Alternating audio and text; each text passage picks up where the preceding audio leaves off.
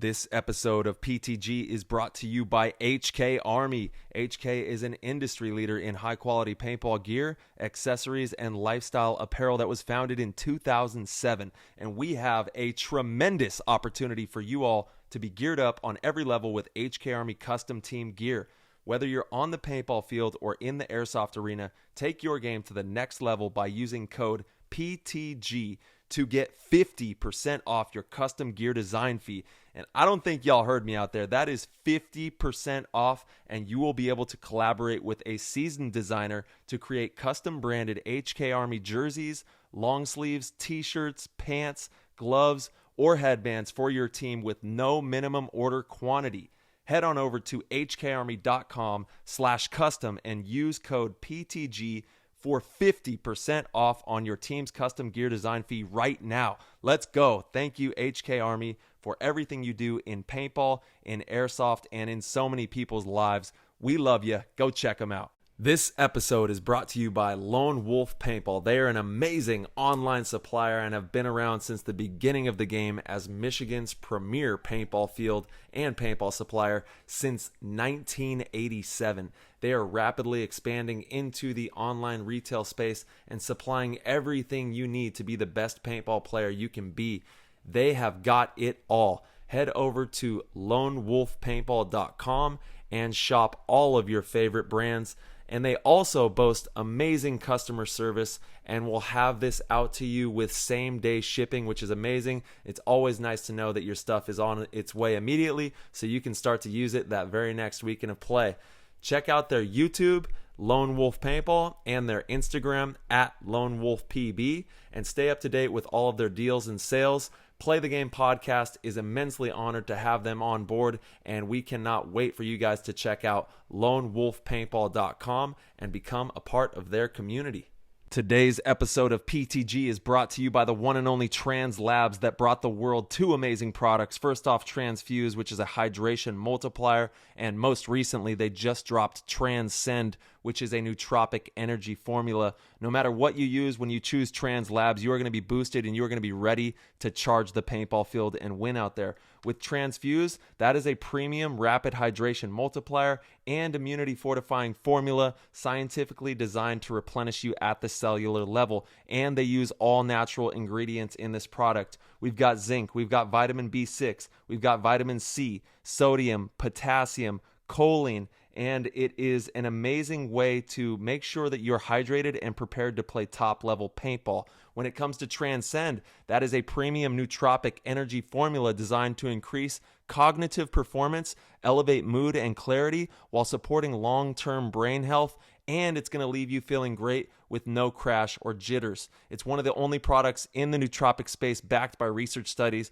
to ensure the formula is correct for optimal performance. It is more potent than anything on the market, and it will keep you charged and ready to win out there. I take one scoop, but if you're stimulant sensitive, take a half scoop, and if you want that LFG dose to launch to the moon, dump 2 scoops in your drink and you are going to be flying down that paintball field.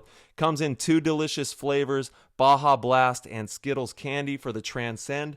And for the Transfuse, they have 2 new flavors as well, Pineapple Express and Hawaiian Punched. So if you get a chance, head over to translabs.com. That's TRANZLABS.com. Use code PLAYTHEGAME and you'll get 10% off. If you subscribe to a monthly delivery service, you also get 10% off as well. So you can take advantage of 20% off on these products. Head over to translabs.com and give it a go.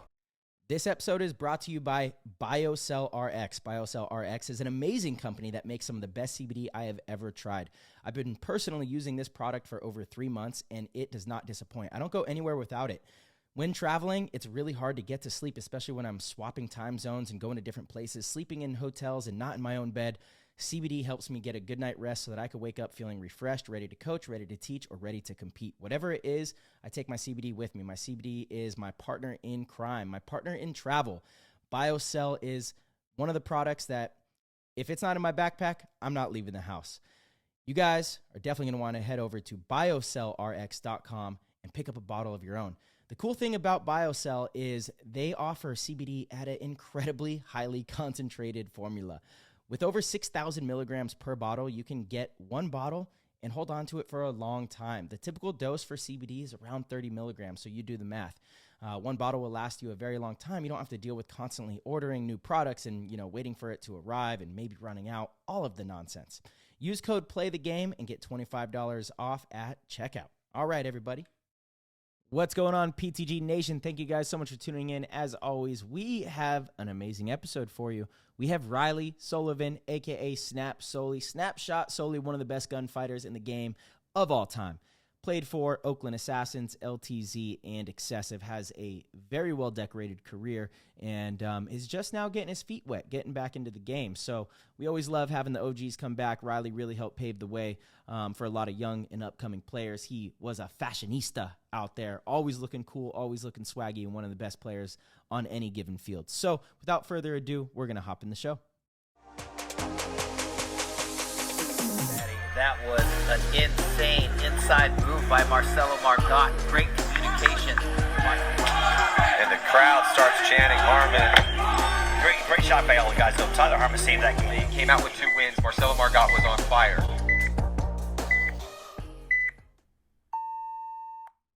What's going on, everybody out there? Thank you so much for tuning in to Play the Game podcast. We're so honored to have the one and only Snapshot Riley Sullivan in the building, one of my best friends. Yeah, baby.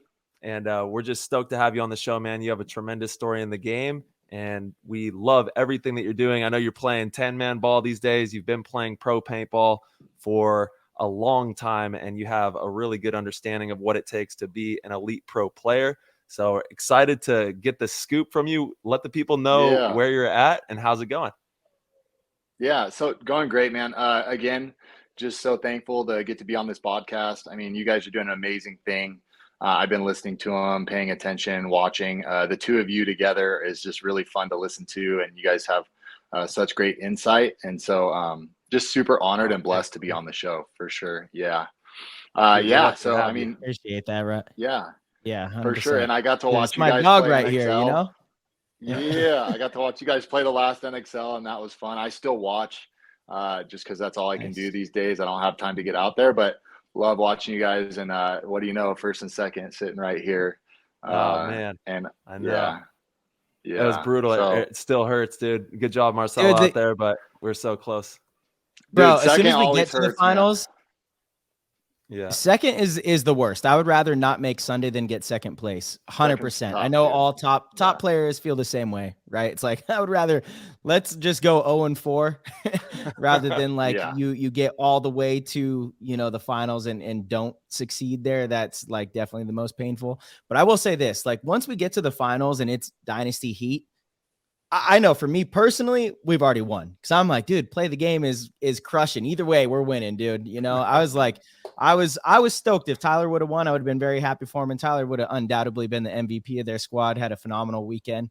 And it was kind of a cool thing before that final match to have that matchup rather than, previously against like Damage or, X Factor, these other teams. I'm obviously never going to, root for these other teams at all. But when we get to the finals and it's against Heat, there's something about it where I'm like, man, we're winning either way. We got the boys and we get to come back next week and kind of celebrate no matter what. So, it's a big win. Which is such an interesting mentality. Yeah, such an interesting mentality because I was talking to Tyler about this the other day. Like we grew up and when I actually got to make it to pro paintball playing for Oakland, there was no friendships, man. I'm going to be honest with you. Like we wanted to beat everybody.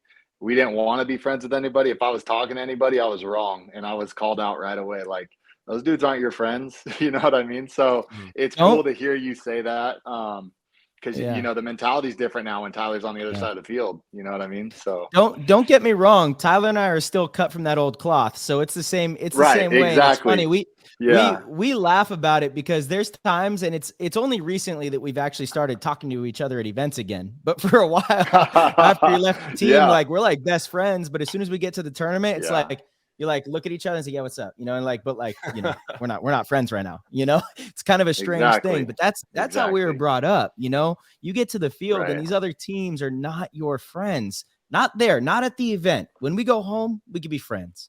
When we go home, we could be friends, but it is a cool thing that this show has done for me. I won't speak for Tyler, but I'll say for myself is it's really allowed me to put on a different hat and just be a fan of the game. You know, like I'll never forget as a young kid, I was probably, I don't know, 17, 18 on the Ironman, and Nick Sloviak, who's one of the friendliest, most amazing dudes in paintball. Remember we were playing them, you know, and right before the match, he comes over and he's like joking around with me, trying to, you know, and I hated him for that.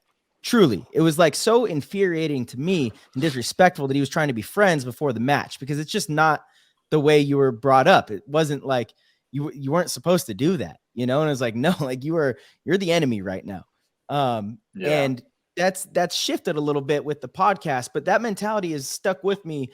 You know, when we get to the event, it's like, we're not friends, but the podcast has shifted that a little bit. You know, we have people on the show and it's cool to see them do well in the event. You know, it's cool to follow their story. It's cool to, you know, it's a different thing. So Play the Game has been a really awesome thing for that, I got to say. It's such an interesting dynamic that you guys are running a podcast as two of the most elite pros in paintball, yet you're interviewing the guys you're playing. It's just, it is Totally. an interesting dynamic for sure. Totally. Yeah. It is. And, you know, we're thankful too, like that these players open up to us, you know, and they allow us to have them on the show. It's a great honor. Without all the, you know, great players in the league agreeing to come on the show, we don't have a show. You know, of course, Tyler and I could and have conversations about stuff, and I'm sure we could, you know, create something great, but really it's all the players that are down to come on, share their story and talk about paintball, and you know, really it's for the betterment of the sport. That's what makes the show. And so we're thankful for that too, you know? Yeah, it's all love for the game, you know, and that's what makes this show so special is we have such a great eclectic group of people that are a part of this paintball game. And to be able to get the insights from all of these different aspects and all these different avenues, such as yourself, Riles, and I know we have a lot to dig into because you've been on a journey, you know, my brother, you've been on a journey and you're still kicking butt. And we're just super stoked to have insights from you as well and dig into your story.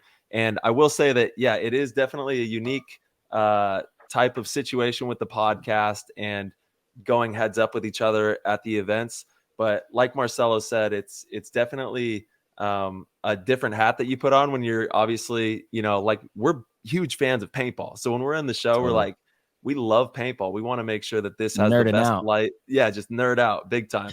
And then, you know, outside of the show, I can think about is decimating Dynasty. You know what I'm saying? That's it, and decimating all these teams, these other teams that I'm going to go against. You know, that is still at the forefront of my mindset. So it's like it's a nice little juggle we got going on. But I'm just super grateful to be able to have this show with Marcelo and be able to tap in with everybody. It's been one of the most unique experiences ever, and it's a badass time, man. We're having a lot of fun with it. Yeah. And one more quick thing on that, man. We play a sport that is like no other. You can't compare it to skateboarding. You can't compare it to UFC. I've heard guys try to do it. There's nothing like it. There's no one ball. There's no one person. It's an interesting dynamic. And so you come at it from different angles. And I think you guys are doing a great job with that. So we'll see where it takes it, you know? Yeah. Well, thanks, Ross. You're right, dude. Paintball is, dude. And we've had like NFL players. We've had, you know, UFC. I have a pro hockey player that's going to jump on here shortly. Who's dude, good timing. Yeah.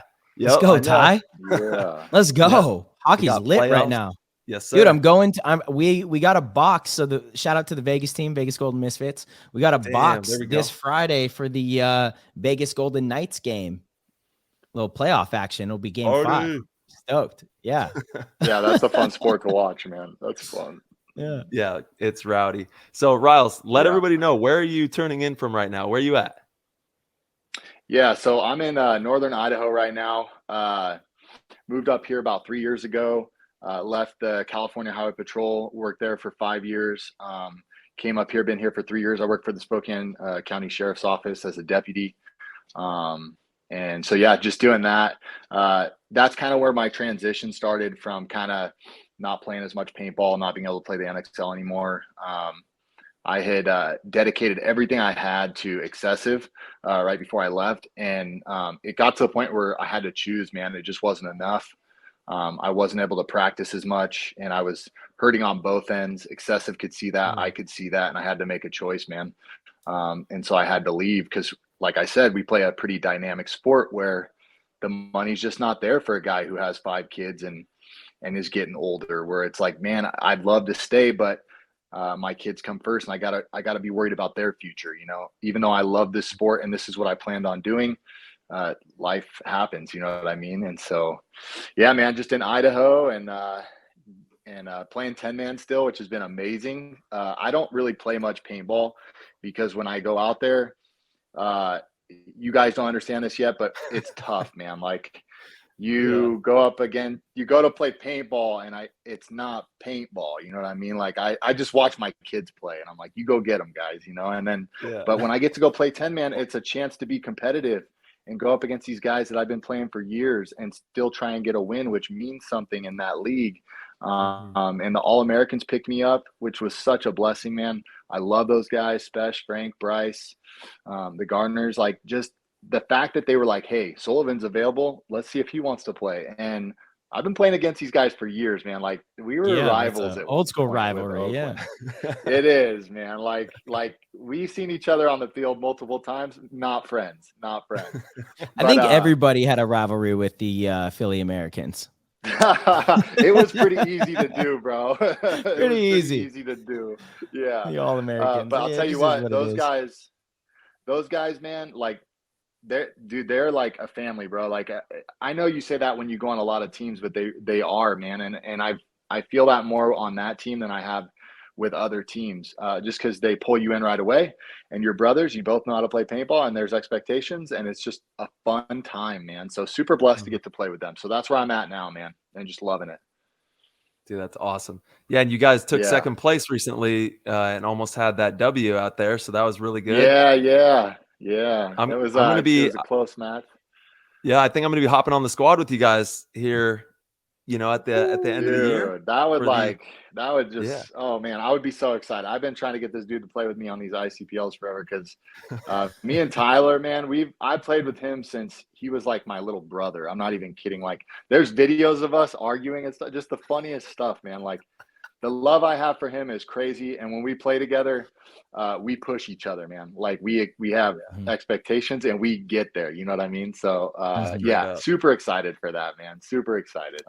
Houston Heat picking up Riley Sullivan. This just in. Riley, that is actually a question from the Discord. I'm going to actually just kind of hop into it right here.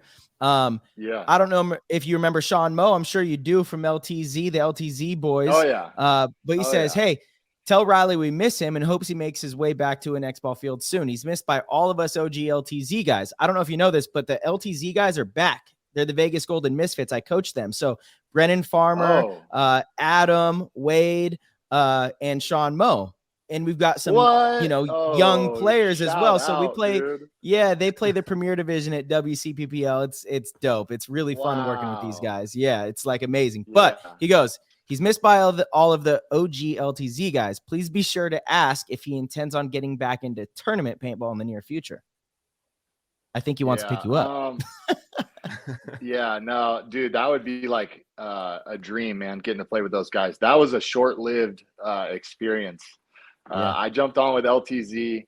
I'll be honest, man, I played some of the best paintball I think I've ever played when I played with them because I played with Bob with Oakland.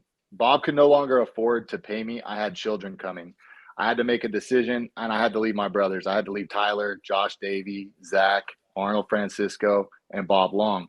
One of the hardest decisions I've ever made. It was either be broke and barely survive, or LTZ was going to pick me up and take care of me. So I did that, and I had been coaching those guys, playing with those guys. Those were my friends that, just kind of helped grow them. And I seen the talent that they were coming up with, and I was like, dude, they're going to be a problem for people. So you know what? I jumped on it. Bart took care of me.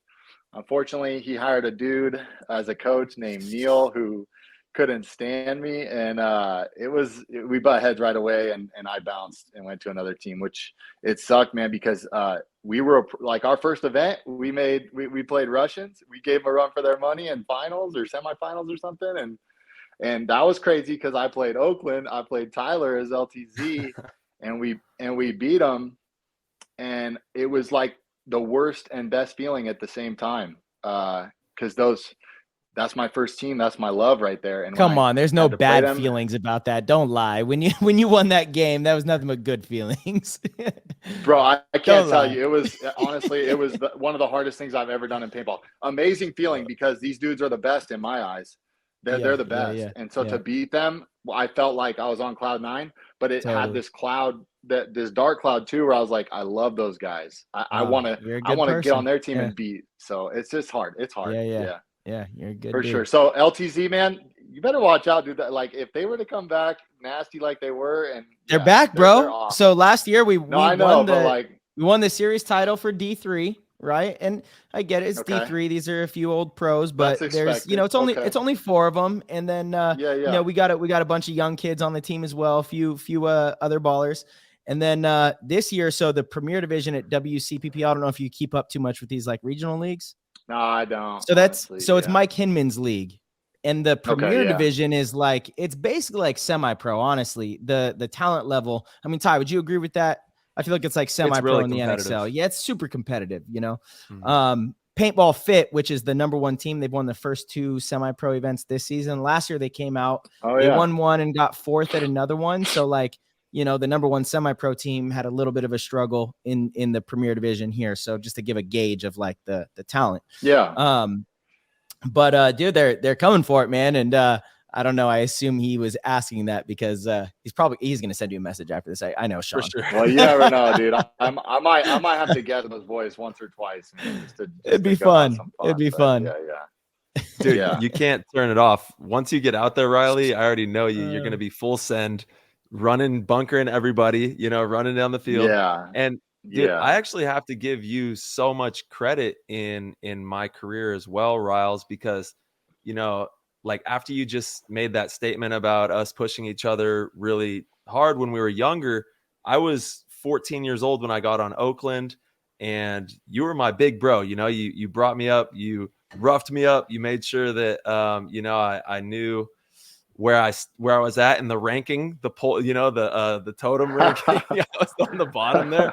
So, but without someone like you and the rest of the guys who really, you know, gave me a lot of tough love, I wouldn't have developed the snapshot from Snapshot Sully himself. You know what I'm saying? Sully, baby. Yeah. And we would rigorously do 1v1 snapshot battles on Snake side, Dorito side, wherever.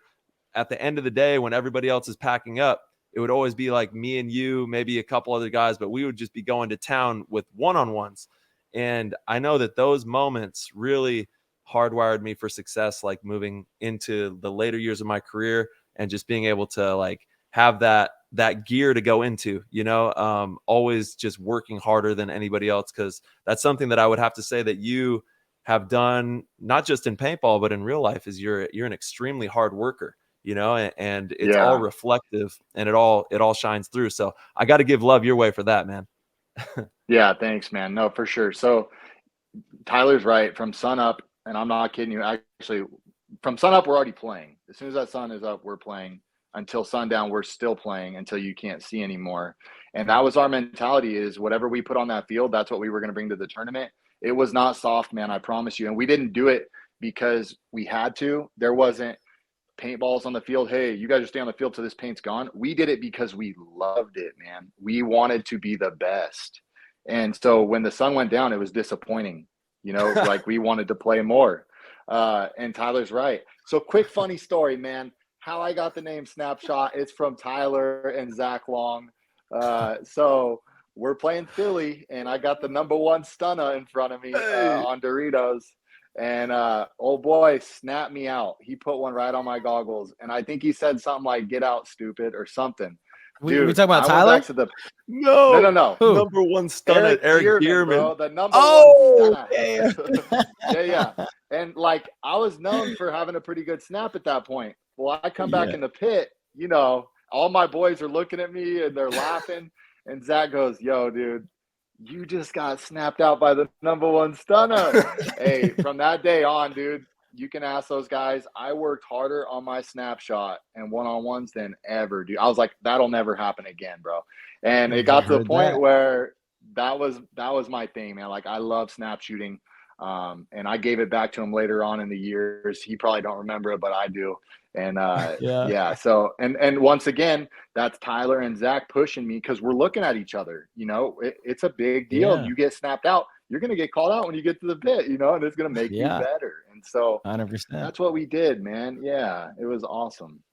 And thank God for that, man. Like, if you don't have people that are in your pit actually giving it to you real and 100% like honest, obviously it's going to hurt. And, you know, you got to check your ego at the door when you're playing this game. You know, I know that there's a lot of big personalities and a lot of, you know, really powerful mind frames going on, but check it at the door. It's all about progression. And that's what we always were striving for and continue to this day. And I'm so grateful that I have like so many friends, you know, on and off my team that are always going to be there looking out for me and like, yo, what's up with this? You need to try this, do this, you know? And I'm so grateful for that input because it's what makes us better. You're not going to get better without that. Yeah, no, for sure. I call Tyler on the regular. After events, Yep. I'm like, dude, what were you doing, bro? What are you playing? What Mhm. position? You're grossing me out. Like, you're too good to be playing back center. Like, what are you doing, bro? And so I call Dude, him bro, out, the and back center is a Marcelo- pivotal spot now. You know, Yeah, it's a pivotal I spot feel now. that, but not for Tyler Harmon. Tyler Harmon's pivotal. He's pivotal wherever you put him, but he needs to be in people's faces. Anyway, so Marcelo, you're an amazing player. I've been watching you too. You're killing it. Like, where are you getting? Who's motivating you? Who's talking to you? Who's in your ear? I'm in my ear, man. I'm in my ear. I've Okay. been in my ear All since right. day one, you know, Yeah. since day one. I have high expectations of myself. The only goals that I've ever wanted in the game from a competitive standpoint is to be the best. Whether I am or not, that's, you know, for other people to decide. But for me, that's what I strive for every single day. You know, this is my life. That's cool. I Yeah. have a girlfriend. I don't have kids. I don't have much responsibility outside of this game. Yeah. And so my focus is paintball. I watch film. I go to the gym. I don't just talk about it. I'm about it. I'm about that fucking life, truly. And every time we go to practice, go to the tournaments, I have a mentality that I'm going to be the best one here. Whether that happens or not, again, that's up for other people to decide. But it's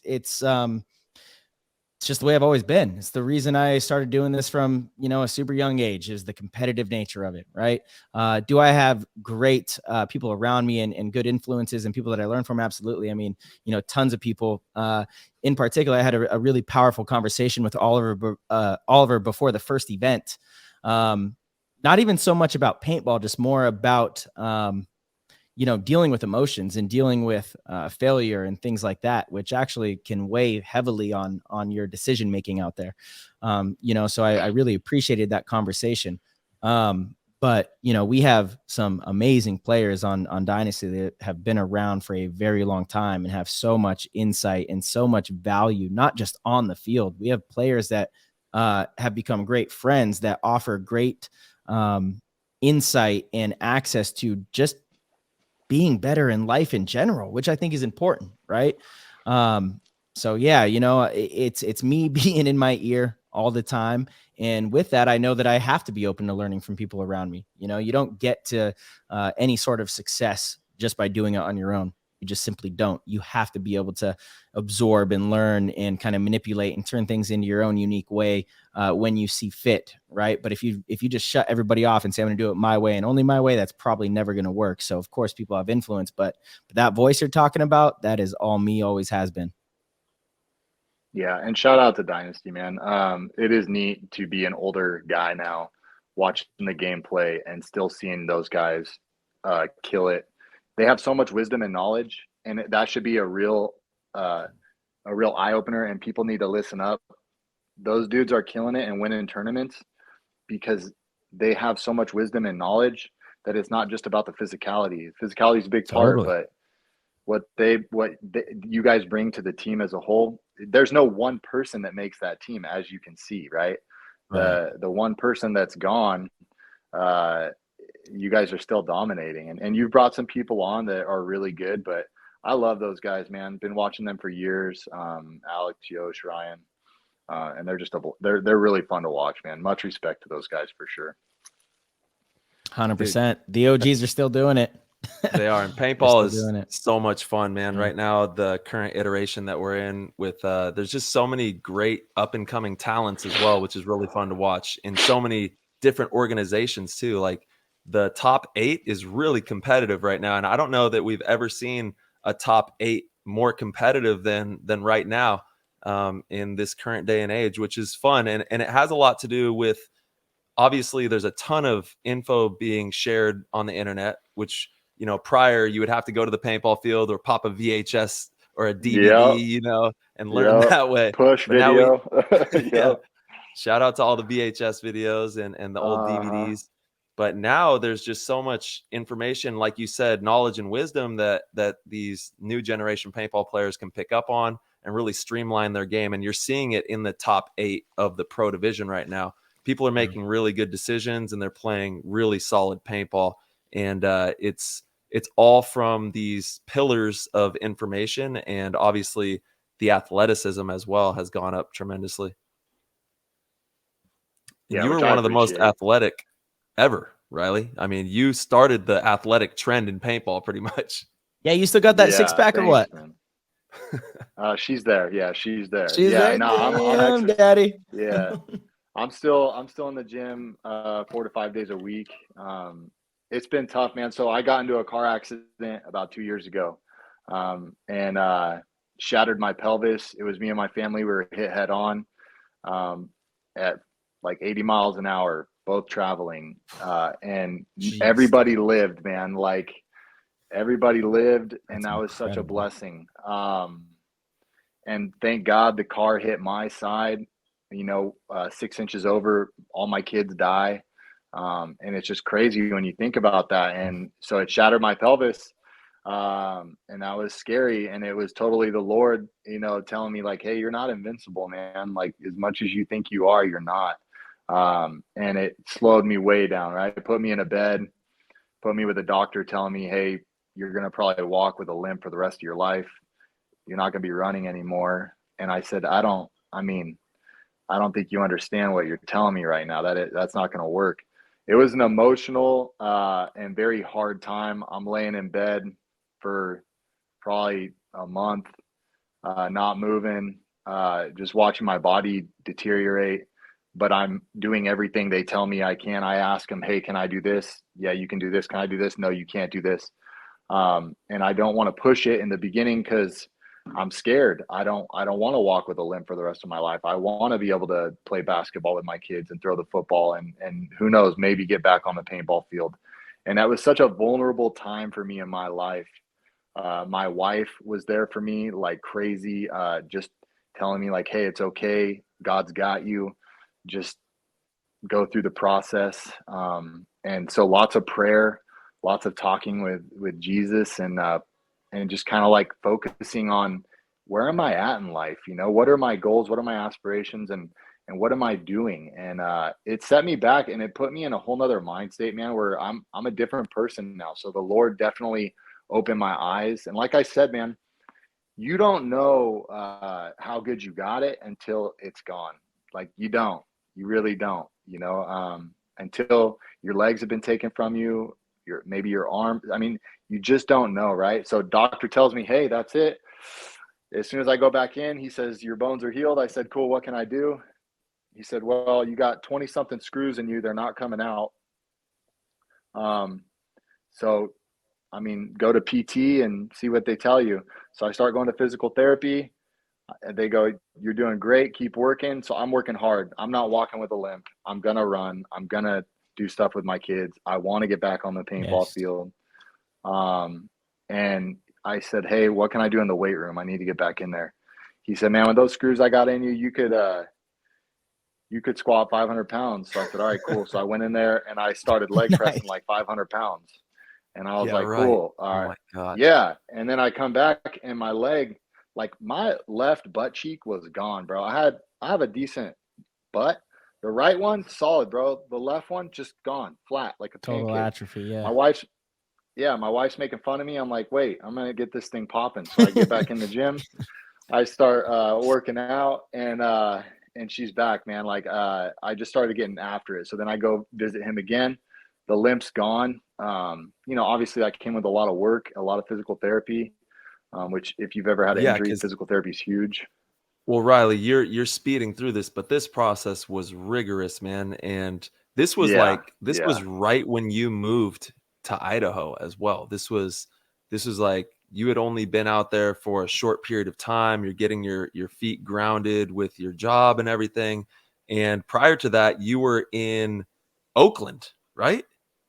Yeah. Thanks for pointing that out, Tyler. So I had left my job from California Highway Patrol, which is an amazing job, to go work for the sheriff's department. And now I'm in between jobs and this accident happened. So I don't even know if Yeah. I have a job, dude. I just bought a house. Like, it's crazy Mhm. the fear and anxiety that entered. Like, I'm like, dude, I don't what employer is going to say, yeah, we'll still pick you up even though you have a shattered pelvis?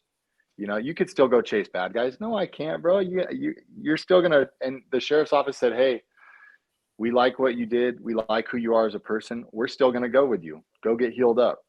And that's all the Wow. Lord, Amazing. man. That's not me. That's not them. That's just the Lord looking out for me. And that's just like so much prayer and thankfulness. But yeah, thanks for pointing that out, Tyler. Like, I come out Yeah. here within 2 weeks, head on collision. Never been in anything like that in my life. I'm just so And glad it that your was, family's okay, dude, because that could have been yeah, dude. way, way worse. And it was really, really bad. You know, I remember seeing the photographs, and I don't know how the hell you were up walking around that van, because I saw a photo of you up on your Yeah, feet, yeah. you know, So, dude, checking on your that family to make happened. sure that they're okay. Yeah. Yeah, the firefighters were freaking out because they knew I was messed up, and they're like, "What are you doing, dude?" But I was in shock, man. So my Mhm. wife, right after the accident, is in the dirt. I can't see her face because it's covered in blood. There's so much blood. I can't see her face, and she's rocking. She thought I was dead. I was out for 10 minutes. She tried shaking me, nothing. She thought I was dead. She got out of the car to get help, but then all these people come up.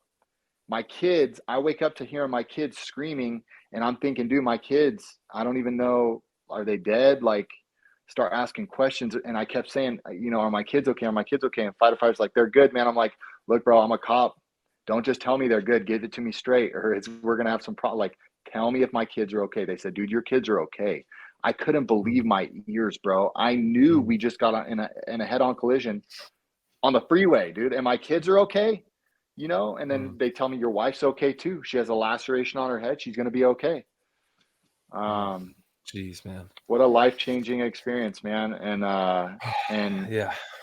yeah, crazy, Jeez. but so Well, thankful, dude. So thankful. Yeah. yes. And dude, you have one of the biggest hearts of anybody in paintball. And I know if you came up against Riley Sullivan early in your paintball career, you would say otherwise because he was like a bull out there that you didn't want to come up against. But if he was on your team, he's the best teammate you could ever have riding with you as a teammate because he will go to war for you and he will always have your best interest in mind. He'll always look out for you, you know. So I'm Thank just you, I'm just Tyler. so Yeah, thank you. happy that you guys are okay through that and what you've been able to manifest through that insane moment is a message that needs to be heard by the entire world because it's profound, man.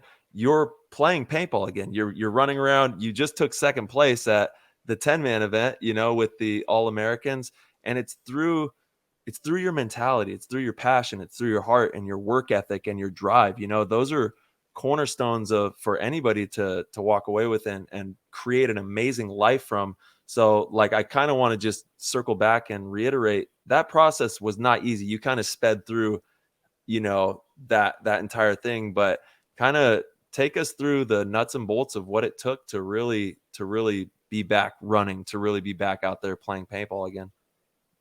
Yeah. So there's a guy who he's a canine officer. He had the same accident, same injury as me, and he had it a month later. Um, he still walks with a Jeez. limp and he barely gets off the couch. I only share that because I tried to call him and he went into this state of depression. He couldn't get out, man. And I was worried about that because it's one of those things where if you don't work and you don't work right away, you can get stuck. Um, so yeah, it was a long process, man. I'm laying on the bed. I'm very emotional. I'm crying. I'm thinking, man, I can't believe this happened. Like I this is really hard for me because I don't lay down. I don't sit down. I'm like No. Tyler said, I'm always moving. And to be told you're not going anywhere, dude, you better figure something out. And so, yeah, physical therapy, the mentality of, no, dude, you're physically going to have to hold me down to get me not to move and do the things that I know I can do. And then lots of prayer. Like I said, all glory to Jesus Christ. Several conversations through prayer, asking him and begging him to let me do these things for his glory. And he did. He allowed me to do this, so much so that the doctor, each time I went in there, was just stunned. He's like, what are you doing? Like, your leg is the same size as the other one. It's been no time. Because I'm like, yo, you said I could squat 500 pounds. I went in there and I started squatting. You said I could lift weights. I'm in the gym every day. Like, if you tell me I can, I'm going to ask you what's the extreme, and then I'm going to go do it, because that's who I am. And because I want to set a precedence for my children and for people who might be going through what I'm going through, and tell them, hey, you can do this, man. Just because the doctor tells you something, Marcelo's had a similar experience, that doesn't mean anything. The doctors tell you what everybody else does. We're not like everybody else. That's the thing. We're different. And everybody else doesn't have to be like everybody else either. That's the key nugget, yes. actually. Yes. And that's the problem, man. People can tell you, hey, this is average. This is what normally happens. Cool. Well, I'm not normal. I'm not average. And like Marcelo said, you don't have to be either. And that's why I'm telling you this. Everyone can get out there and work. It's just, are you going to do it, man? Are you going to put the work in? And what a reward to see what the outcome's going to be, later on, and to share my story and maybe help that person who's going through that physical struggle, whether it be weight loss, addiction, depression, anything you're going through, man. You can overcome it. It's not going to be easy. You got to have that mentality of, hey, I need to overcome this. I need to do X, Y, and Z, and then go do it, and then see what the results are, and I'm a perfect example of that. I'm, like Tyler said, I'm not gonna lie, like, Spesh hit me up after the accident, like a couple months. That dude must think I'm Superman, bro. He hits me up a couple months later. Hey, me and Frank are talking. What are you thinking? Next month? I go, excuse me? He goes, yeah, how are you doing? I see you're already in the weight room. I go, Spesh, I'll be lucky. Like, I don't think you realize what's going on, bro. Like, I might not get to walk without a limp again, dude. He's like, yeah, cool. So what do you think in a couple of months? I'm like, Spesh, I'll hit you up next year. I love you, man. Thank you for the motivation. That's that different cloth, though. That's that different cloth. That's 100%. He's got the same mindset 100%. As you. He's like, okay, but he does. Okay, when? It's not a matter of if, it's when. Dude, I help push me, because I go, did I miss something? Like, I got screws in my leg, and you're asking me when I'm coming back and playing paintball, like. And so that's another funny story, man. So then I hit him up this year. I said, hey, Spesh, I'm ready, man. He goes, cool. When's the last time you touched a paintball gun? I said, last time we played paintball. He goes, wow, okay, well, we're gonna get you out here. We'll see what's up. I said, bro, it's like riding a bike. Just put me on the field, man.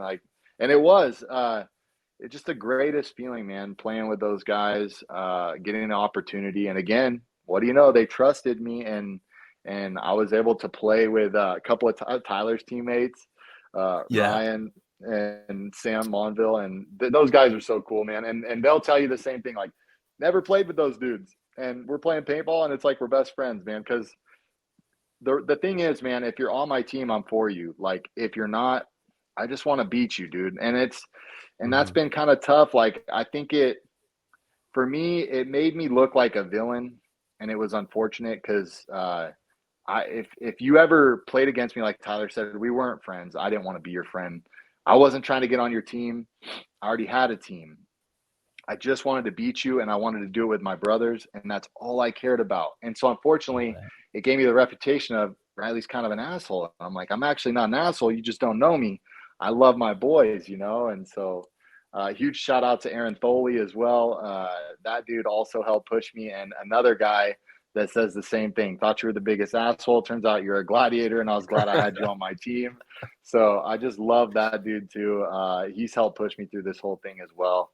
But yeah, man, it's been a journey, and I'm so thankful to be able to share it with you guys on this podcast. I really appreciate that. And I hope if anyone is struggling with this, you can kind of like, hey, check out this podcast, listen to this dude. like he pulled it off. He's back to playing paintball, and hopefully it's helpful, man. But honestly, like I said, all glory to God. It's up here, like that mentality and locking in, knowing that he's my savior. He has something for me. And then just striving, dude, just striving. Like Marcelo said, be different. Riley, where are you right now in your recovery? Can you run? Yeah, man. So I don't think I'll ever have like the speed that I used to have. There's a video out there where I beat Thomas Taylor. I'm just saying, like, really? Yeah, Holy dude. smokes. Like, yeah, I had Thomas on the wraps. I mean, he's pretty old, but I still beat him. No, like I was pretty quick for a minute. I raced Mouse. Okay. That was a mistake. Yeah. He put me in my place, but that dude's like a whole nother speed. But I was pretty quick, man. And now it's tough. Like I still can sprint, but for how long? You know what I'm saying? Like it's just different. The pain totally. is crazy, but I fight through it. So I could go play an NXL match. I'm gonna pay for it the next day though. You know what I'm saying? Okay. So, is it getting better though? Like the amount of pain you have associated with how much you run on it, or is it that just kind of like a consistent thing that you think that will be there forever? Or do you think that'll continue to get better as well? It's a consistent thing now. I think age plays a part in that. I'm an older dude now, you know what I mean? And I think at some point your body's like, yo, you keep fighting, we'll fight with you. But at some point, these are just bones and muscles, you know what I'm saying? Like, and you have screws in you. So these screws are going to tell you, they're going to yell at you and say, hey, we're still here, dude. We're not going anywhere. So it's just this mentality of fighting through the pain, adapting, which you guys, you're still young enough to where you're not there yet, I think. I mean, Marcelo, you've had the knee injury, so you know, but you have to fight through pain in life. Yeah, that is just part of life. Yeah, that is just part of life. But yeah, Riley, thanks for asking, man. I'm definitely there. How old are you? Sorry, I'm not sure. So I just turned 39 in May 2nd. Woo! So what? Me and I thought Riley was closer to our age. Holy shit. Yeah. 30. Yeah. Theo, dude. Theo. Damn, we have the same birthday, so that's cool. Yes. Yes, they do. Yeah, my son and Riley have the same birthday. It's insane. And we're all Taurus boys because I'm a May baby as well. May 17th. My birthday's coming up here. So we're all just these wild bulls, you know, running around in the in the fields out here. It is. Yeah. And that's, you know, another thing to be thankful for, man, is like a lot of people think I'm younger than I am. And so that's cool. But it's tough because I'm trying to keep up with the young bucks. Yeah. Dude, big 4-0 coming up here. Yo, another year. We're not talking about Damn, that. Dog. Another year. You could play in the veterans division over in Europe next year. Bro. Yeah. Stop, dude. I'm not playing in no veterans division. Bro, you got to just embrace it, dude. All the dynasty guys are going this year. They're stoked on it. No, they're not, dude. Swear to God. Swear to God. They're going to Paris. End of the season. Oliver's going. Cool. Ryan, Alex, Yosh. It's epic. Wow. Yes. You got to get on that squad next year. I want to see their headgear, bro. They're going to have fun with that. Guaranteed. Their headgear ever looks very good. Dude, I know, but it's going to look real good over there. That's crazy. Yeah, dude. Next year, one more year, you get to be rocking. Nah, dude, I'm good. I'm happy. I'm happy just playing with the youngsters, dude, for sure. Yeah. And I can't wait to play some 10-man soon with you, bro. It's gonna be sick. Dude, what about playing some Premier Division with a team? Would you be open to that? Yeah, I don't know, man. We'll see, dude. I'm like, right now, all my time and energy in paintball is going to the All-Americans. That's fair. And we'll see, dude. Like if something presents itself in the future, cool. Shout out to my wife, right? We have 5 kids together, and she takes care of the kids when I'm gone. So it's that's a tough job, as Tyler knows. He's got some kiddos, and so she's not a super big fan of me leaving at this age. But I tell her like, hey, my time's almost up, man. Like I won't be able to do this for too much longer. So I'm just trying to get those reps in. But yeah, you never know, dude. Maybe some Premier Paintball, that would be fun. I tell you, dude, when I watch those NXL games, I can't express like the feeling I get where I want to be out there so bad, and I see myself out there because it just feels like it was yesterday. And I feel like I would be helpful to some of these teams, especially like watching these dynasty guys with the knowledge they have. And you play the game a little differently, where if you still have the physicality but the knowledge, it's trouble, man, as you can see. Totally. I don't know how many tournaments you guys have won, but it's crazy. How about coaching? You consider that? Once again, time. Time, man. Like, yeah, that's fair. Yeah, I coach like 3 sports here for my kids. So okay, yeah, it's a lot. It's crazy. My kids are all athletes, man. So it's like I have to be careful not to be selfish and give my time accordingly. So yeah, that's awesome, hard. dude. Tyler will see that's coming up for him too. Yeah, what you just said right there is really profound, because those moments that your kids have are fleeting, and they're young athletes as well, which is so cool to see. And you have a squadron, like you said, you've got the 5 of your beautiful children, and Selena is the best mom ever. She holds down the fort whenever you go and play ball. And I know, even when I was a kid, that was when you guys met. I'll never forget. Yeah. When you guys first met, when we were on Oakland, and it's been amazing to watch you raise such a beautiful family. Your son just turned 16 years old, bro. I mean, what he's are we 17. Talking? He turned He's 17 It's now. crazy. Oh my God. Crazy. It's nuts. Yeah. And I feel like that was just yesterday, like when you were like, it was. Do you know that he still remembers you? No, I know. Little Riley, you're the only person he remembers. He goes, Dad, when you talk to Tyler, and I said, how do you remember Tyler? He goes, Tyler's the only one that spent time with me. He put a paintball gun in my hands and would act like I was shooting him. And he's walking around. I think it was like 4 years old. He remembers that. It's the weirdest thing, man. But yeah, it's so cool. There we go. So hey, see? real quick, Ty, on that. So I've heard Marcelo talk about this, and I want to talk about it real quick. So started playing paintball. I didn't want to play paintball. My mom, we lived in Vegas. She wanted to go gamble. She said, you're going to go check out paintball so she could go gamble. And I said, Mom, I don't want to play paintball. She said, well, why don't you go try it? If you don't like it, whatever. I go into this paintball facility. It's an indoor facility. And these paintballs are hitting these cheap boards really loud. And I go, dude, this doesn't sound fun. I don't want this. And she's like, you're going in there. Riley, how old were you? 15 years old, 15. Okay. And I'm like, dude, this is crazy, bro. Like, these dudes are coming out just like warriors. I'm like, what is wrong with these people, man? And they're just like bleeding. And I'm like, dude, how is this fun? And I'm like, I don't get it. So I go out there. She's like, you're going out there. I was like, all right. So if Mom's telling me I'm going out there, I got to go out there, right? So I go out there. I got this Tippmann in my hand. I don't even know what I'm doing. They said there's dudes on the other side. It's dark. It's like barely overhead lighting. I'm like, this is creepy, man. Whatever. Someone shot a paintball. It hit the board and scared me. I didn't know what was going on. So then wait, I go out this was your first interaction. This is day one. This is it, dude. Day one. Oh my God. Go get them, dude. And it was scary, bro. I didn't know what this is going to feel like. It looked horrible. I saw blood on a kid. I was like, what is this, dude?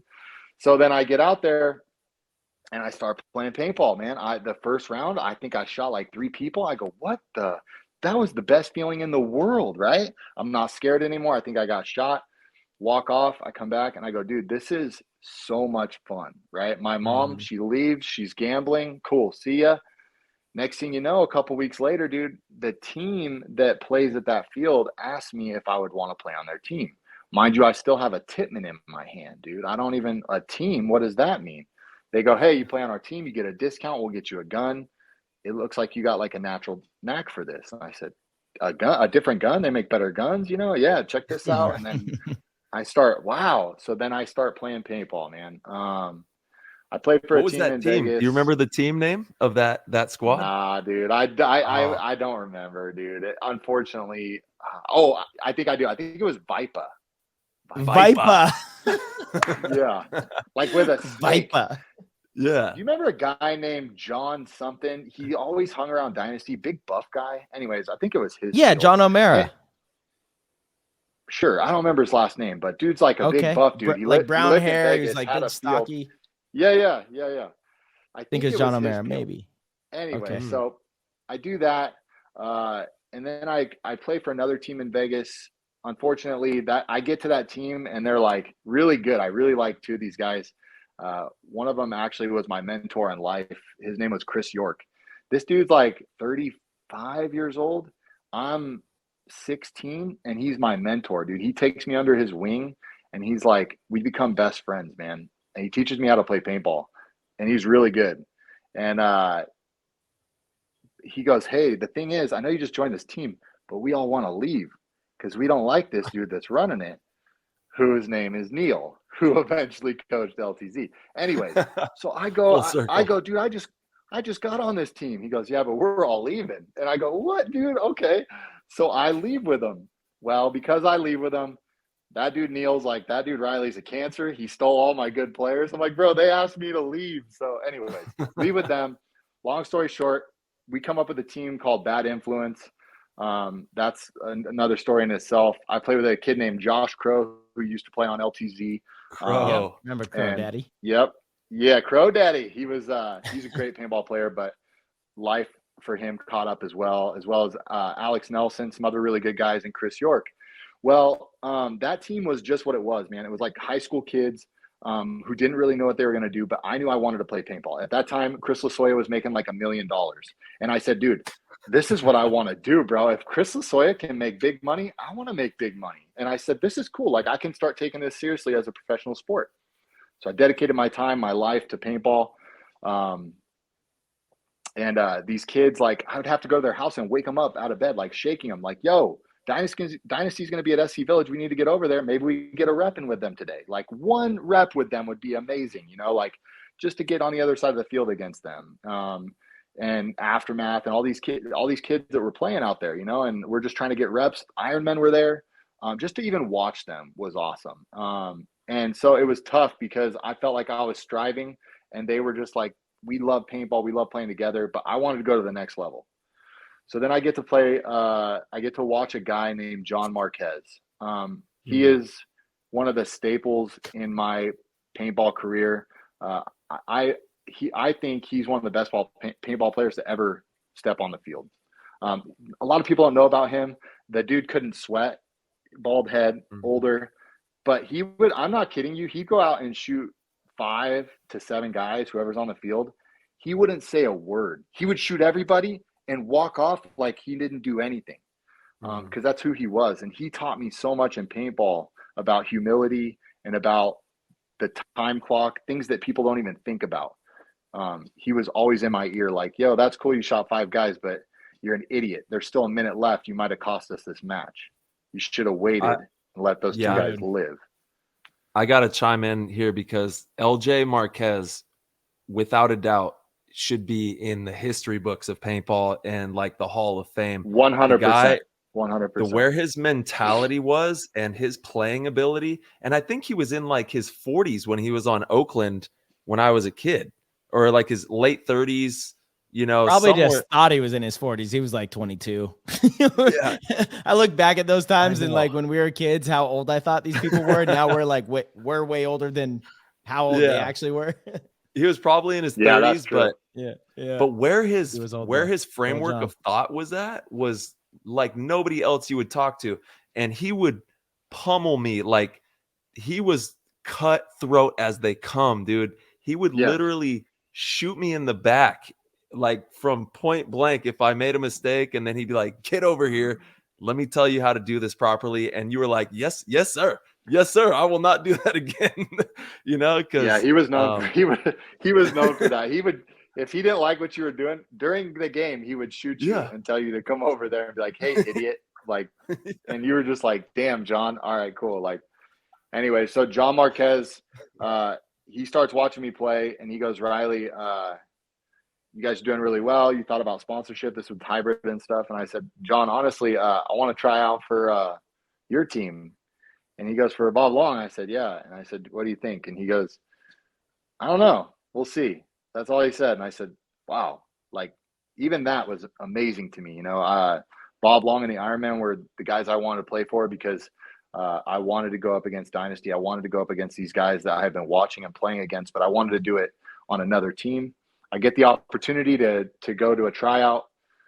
which was amazing. I tell my buddies, hey, I'm going to try out for Bob's team. They start laughing. No, you're not, bro. I'm like, I'm leaving tomorrow. They're like, no, you're not. I said, I am. So then I go out there. The guy that shot Monkey with a gun, he gives me a ride.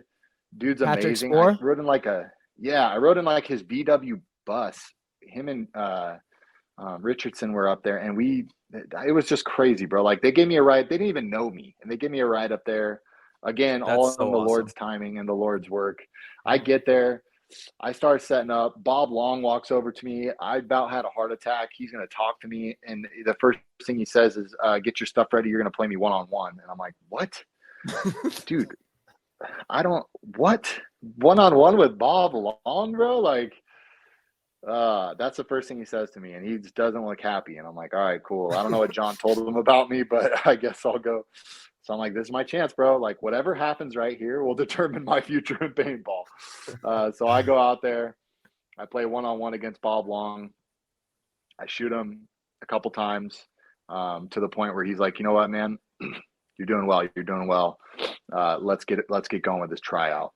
Because I was the only one that he didn't get to see play. Everyone else, Danny Miller, Josh Davey, Tyler Harmon, all these guys who were trying out, he already watched them play and handpicked them, where John brought me. So he's like, all right, I'm just going to go play this dude one-on-one and see what he's got. Looking back at that, man, what an amazing thing to happen, you know? And then that's where the journey started, playing with Oakland. It was just nuts, man.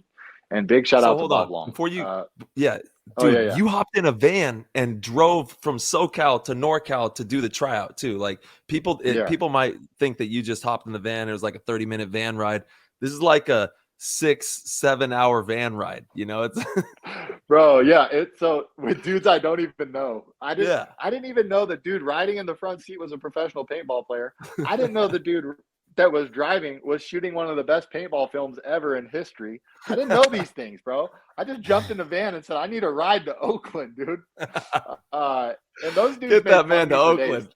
They're like, this dude jumped in our van and just racked out. I slept for 8 hours, bro. They're like, this dude must be like a bum or something. I remember they were making fun of me. I'm like, bro, I just worked all night. You don't know, but it's all good. But dude, that's what we had to do. Like, it is different than it is now, because if you wanted to play for one of these elite teams, they were so few and far between. You were sleeping in a bus with people you didn't know to just get a tryout, bro, to just get there and get an opportunity. That's what we had to do. So like Marcelo said, we're cut from a different cloth where we get these opportunities now.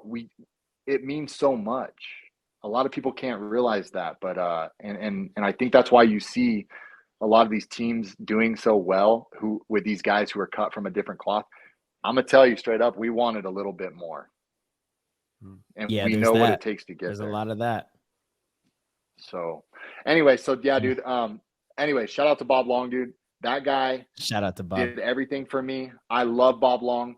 And Bobby. He saw something in me that nobody else saw, and that dude had so much love for me. There was stuff going on behind the scenes that I didn't know, where dudes were hating, and Bob's like, no, I love Riley. He's staying on the team, dude. And I didn't even know about this till later on in the future. And Bob he's that guy where if he gives you his word, it's his word, man. He's just that dude, like, cut from a different cloth. I love Bob Long. He gave me the opportunity. And then from there, it was just history, man. I got to play with some amazing teams and made amazing friends. Still on that journey, but yeah. So thankful.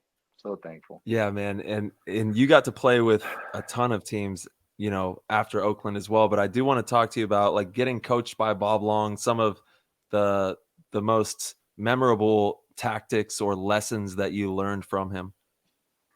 Yeah. Bob Long's funny, man. So when Bob gets hyped up, he's not really a good coach. I'm not going to lie. Like, Tyler remembers when he'd get mad, he would start saying stuff and we'd all look at each other like, what the hell is he saying right now? You know, but 5 minutes later but you just had to take it in. Like, all right, Bob, we love you. You're so mad right now. You don't even know what you're saying. But 5 minutes later, he's going to pull you to the side and have a one-on-one with you and say, hey, this is what I need. And this is what I expect. And because he gives you that opportunity, he loves you and cares about you. you start playing for him and your teammates, and Powerful right it there. means something. It means something. And so let that be a lesson for all these coaches. You want to have good players. You want guys to play for you. You got to be that mentor. And you, like I said, you got to make it so they want to play for you. They want to do it for you. And I'll tell you right now, dude, when I won, I didn't care about the gun I was getting. I didn't care about the money I was getting. I cared about Bob Long's face, bro, coming off that field and making him happy. That was my number one. Then it was my teammates, and then it was the accolades and the prizes. That was like really on the back end, like, because money wasn't a thing. Like, we were making a lot of money, and like whatever we got. But like Bob Long, I just want to make him happy because he cared about me and I cared about him, and I want to make my teammates happy because I cared about them. Yeah, that's called culture, crazy. Team culture. Culture that is, you know, passed down from the coach, from upper management, whatever you want to say in the organizations. A team that has good team culture, that's exactly how the flow goes. Players want to play for the organization, for the coach, for the people around them. You know, you're not thinking about the accolades first. That's third or fourth on the list behind those other things that you just said. And those are the teams that are having success, period. Mm-hmm. Yeah, Yep. No, 100%, 100%. You play for each other. You're playing different, man. Like, you're playing on a different level. So, 100%. Yeah, you go above and beyond. I mean, it drives you to go above and beyond the normal Call of Duty to make sure you get the job done at all costs. You know, it's like you start thinking of, shit, what am I not doing right now that I could be doing to help give my boys or my girls, whatever team you're on, you know, a good chance at winning every tournament we step into it. You go above and beyond when you love and care about your leadership, your teammates, the organization. It just drives you crazy, you know? Yeah, no, you're right. And once I'll tell you one thing too. So I didn't win a lot of tournaments. I won a lot of tournaments, but I didn't like, I was never on a team. I'll tell you which one you did win though, Bubba. Huntington Beach, baby. Let's go. Yeah.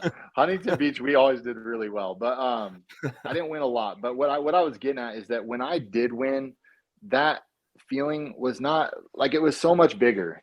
And people can never understand that unless you're a part of it. It was so much bigger than just winning a tournament.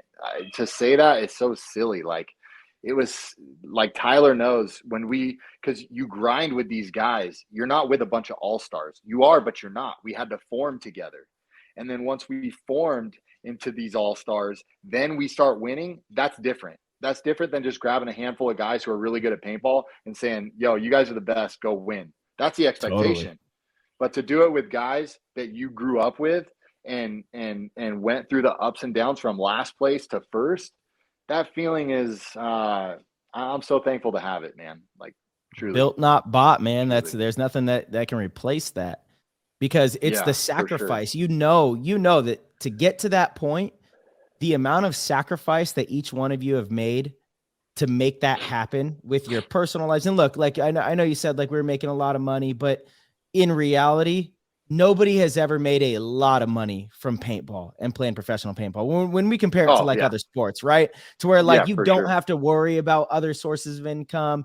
No, being a professional paintball player, you still have to worry about, you know, feeding your family and having a home and all those things. You still have to be concerned about, and you do have to allocate time to making sure that happens. So you can't dedicate 100% of your time to being the best player you can be. So every moment that you do sacrifice to put towards being the best player or teammate that you could be in paintball is so much more meaningful, because you know what that sacrifice is, and it creates that tight-knit brotherhood. And when you really do that with like a group of people that you share those same kind of sacrifices, it's one of the best feelings in the world. It doesn't get much better. It just truly does not. It's the best way to win, 100%.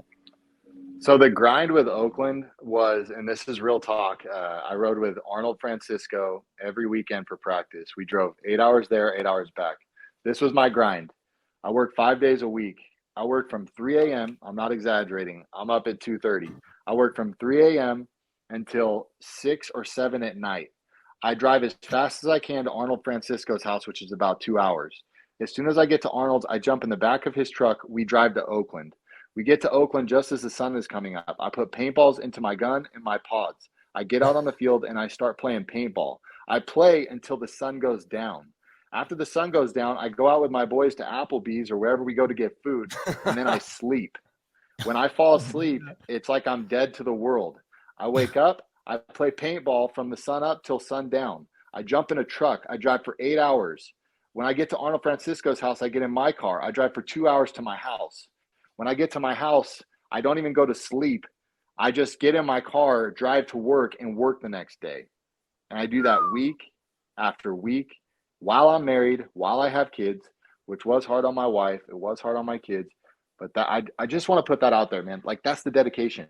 And it's not just me. There are dudes that are doing that just like me. The dedication was there. And that's the grind, man. But real quick, Riley, you know, one day they'll realize this, that sacrifice and that dedication actually might become one of the most valuable lessons you pass along to your kids as well, because you achieved greatness in something through that dedication, through having no excuses, through persevering. And we're still able to be a good father and care and show your love for them as well, right? That's a valuable lesson for your kids to see firsthand how hard you worked. They might not understand it at a young age, right? But when they become 18, 19, 20, and they're pursuing their own dreams and they realize like the time that it takes to pursue their own dreams, they'll look back and be like, I get it. I actually get it now. You know, like this is what it's required. And my dad paved the way for that. He did that, you know, and it's a massive amount of respect actually. You know, and sometimes again, they don't realize it when they're young, but they will later. Yeah. Thank you so much, man. And then that's real. Like, the amount of work we put in, and I know you guys put in, everybody puts in. I don't ever think that I'm doing more than anybody else. I just know that we're all working really hard to get where we're at. And I'm not going to lie, man, like I hear some of these kids talking soft about how they had to get up early to go play paintball. And I'm like, bro, stop like, it with me. Yeah. Where's the, and like, no, and where's I haven't done this in a while. I need, no, where is it? No, that one. That's the one. We have not used these in a while. Yeah, bro. And they go, fucking, I got to get up early in the morning. Shut up. Shut up. You know? But that's the kind of love that I had for the game. I was willing to do that because I loved paintball. And I was so excited to go see Tyler Harmon and Zach get up Long in the morning. And all my brothers, totally. dude. And Josh Davey, the Miller. Like, we had so much love for each other, man. Like, and once again, we did it for each other. I did it for the sport. And I am so thankful that I had it, man. What a great experience in life to have that, man. Yeah, it was absolutely. It was unreal. Like looking back on it, because I came from Modesto, you know, which is a couple hours away from the town, and Bobby's house was in Oakley, which is not too far away from the Bay Area there. And we had a complex, like we would build our own guns there at the shop. Bob Long's shop was right there. We had Bob's mega house that we would all crash at. And then we had the field that was right there on the property. And we would just be playing paintball nonstop, whether it was at the house or one of the parks in the, you know, the local areas, Central Valley somewhere. But we played a ton of paintball, and we just like you said, Riles, it was for the guy next to us. Like we had the best crew of players and people that anybody could ever ask for. Shout out to Kevin Jones one time too. Yeah, you know Kevin Jones. Let's go, pimpin'. Jones. And we had and Mark too. Don't forget and Mark bro. Nelson. Yes, dude, I miss Mark Nelson. Another funny story, bro. Put your barrel condoms on, bro. One time, Bob's triggers were like hair triggers, dude. And I put my gun down on the table and it got bumped. Oof. And Mark Nelson took one to the face, bro. He did a backflip when he got shot in the face. And I thought I either killed him or his eyeball's gone. He did a backflip. It wasn't like, ow. He did a backflip. I was like, oh my gosh, dude. And it was my gun. I didn't have a barrel condom on it. We didn't put barrel condoms most of the time, but it was still my gun. Dude came up with this lip that almost went over his nose, and the entire Oakland team was just laughing.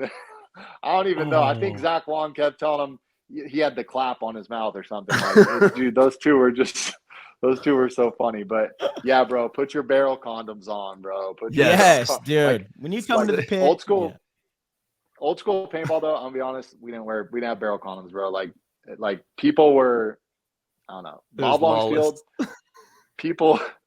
People were just wild, man. It was It lawless. was lawless. No, back in the day, people Yeah. didn't use protection, and STDs ran rampant. We got it under control now. A little bit of protection. Yeah, So yeah. just because it was a thing that the OGs used to do, it doesn't 100%. mean. So for all the I'm kids not listening, saying- put your damn barrel sock on.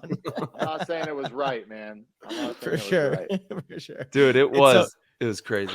Dude, Oh, man. don't you dare come into a pit with Yosh Rao in it without your barrel sock on. He will Yeah. he will not allow it to happen. Yeah. Get that barrel column on right now. Yeah. Dang, I completely forgot that happened to Mark. I remember vividly fine. now his face though, like you were talking about, his lip was huge. It went, it was I like, know, dude. it was I insane. felt so bad, bro. And Mark Nelson, the dude had a heart like I don't even know, like Yeah. a giant teddy bear, dude. He's like, it's okay, Riley. I'm like, bro, I my know. gun just gave you 2 lips, bro. He's like, it's good. I'm like, your lip is about to cover your nose. It's not okay, bro. Like, I felt so bad, dude. But I love that dude. But, Brutal. yeah. I'll never forget. Zach Long would always be just on Mark Nelson's ass, dude. Practice, Bro, you want It to was talk about crazy. big bro, little bro? Yeah, Oh. that was big bro, little bro right there. But Yeah. they would go to like shows and stuff and like mosh pits, and they were Yes. like going crazy. It was nuts. Yeah. Dude. So I was just a kid. another I didn't funny even story, know what dude. was Hey, going on. Tyler, you remember when we went? We were in Orlando, and I went to jump some bushes. I think we left like a sushi place. We had a couple drinks, and I went to jump some bushes in Orlando. And when I jumped them, I got caught on something. And from what I heard, all they could tell is that it looked like I had fell over the bushes. Well, I didn't just fall over the bushes, bro. I was hanging by my pant leg over these bushes. So then, right afterwards, Zach Long doesn't know where I went. He just sees me disappear, and he's like, "What happened to Riley?" He goes, "Riley, I'm coming, baby. This one's for you." He jumps. He don't even come close, bro. He impales himself on these bushes, bro. There was a wrought iron gate in the middle of these bushes. Zach Long almost died that night because he landed Bro. on top of the wrought iron, almost impaled himself and died. I had to walk around. I had to walk around Orlando with one full leg out, like ball sack nearly showing the entire time, and these dudes are all laughing, like crying the whole time. Dude. What a night, though, dude! What a night! Oh But my that's God. paintball, right? How Like, amazing literally- was Orlando? It still is, but how amazing was like Old Town back in the day, just flying into Yes. Orlando, that nostalgia of World Cup. Like, man, there's like nothing better than flying to Orlando for tournaments. Mm. Yeah, even you're right. Even like the smell, Orlando smells Yeah. different. Like, Totally. and it's World Cup. Like you just Yeah. you smell and you go, oh, In this the is World air. Cup. Like It's in the it air. is, dude. It Yeah, is. absolutely. Yeah, that's cool. Glad you I pointed love that man. out. Yeah. Yeah. Dude, Riley, Zach- what's you say you've been watching, today's game and keeping up with stuff.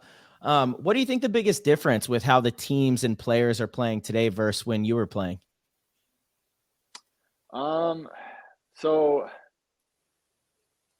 I would just say, like, I don't know. I don't want it to sound wrong. I don't want it to sound like, oh, this dude's washed up old. He doesn't know what he's talking about, like, and he's just saying this. But like, I feel like I just wish I wish I could see more grit. I want to see guys try and make big moves. And I was actually talking about this with Aaron Tholey the other day, because he said he got out there and played, and he was a little disappointed in the play that he was watching and people he was playing against. Like it was kind of stagnant, in the sense that when I used to watch paintball, some of the dudes that really stood out to me were like one person in particular was Fedorov. I feel like he came and like kind of changed the game in a way where it was very noticeable, in the sense like he would run and shoot to a snake. He would shoot the guy shooting at him, and then he probably wasn't going to slide because he just shot 2 more while he was running in the snake. Like, I want to see the grit where guys are so confident in that. And I know the play has gotten better, so it's not as easy to do. Yeah, that's the and the problem. It's so hard to do that now. Like shooters don't just expose themselves now, like they shoot and roll kind of off. So running and shooting is like, it's still effective. Don't get me wrong, but it's caught up, right? It's just like Fedorov kind of improvised and did that. And then a lot of players we're able to perfect that and do that very well. And then shooters were like, hold on, we can't just let somebody running to the snake shoot us. So how do we avoid from getting shot from there? So it's just kind of evolved a little bit there. Yeah. So, and I totally agree. But I think the one thing that you guys have, that Dynasty has, and that I actually watched Impact, they're doing pretty well with it. Heat is doing really well with it.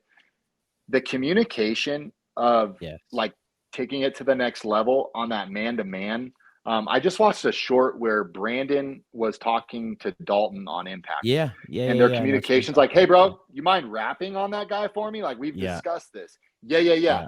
That's the kind of communication that every team played with in the NXL, where I see teams playing these days and they don't have that, and it's disappointing. Totally. When you're playing at the pro level, that's a must. You don't get to just go out there with 5 good paintball players and go, I'm a great snap shooter. I'm really fast. Watch me get in the snake. Dude. You're never going to win a tournament like that, bro. Like, the communication, like I said, between me and Tyler, when I hear his voice, it stands out to me because we're brothers and I have that connection with him. When he goes, Riley, I need this, done. What else do you need? I need you to go down the field and start killing people. Done. That's the communication. And we know how to do it because we practice it. So I would say that's, in my opinion, what I see missing with a lot of these other teams, and it's maybe something they can work on. Don't take it the wrong way. Maybe you guys are doing it. I just don't see it that much because I do watch and I am listening. You're absolutely right, brother. I would like to see more of that, dude. Like, connect with your boys on a different level, especially at practice. Get together with your Dorito guys, have that communication, then go to your back center. Hey, bro, I want to take D2 off the break. You mind stepping out and shooting back at the back center guy for me so I can get there? Little things like that. You might play at a different level. I don't know. That's just my opinion. And then a little more grit, kind of the stuff we've been talking about. Show me you want to be here. You made it pro. What does that mean to you?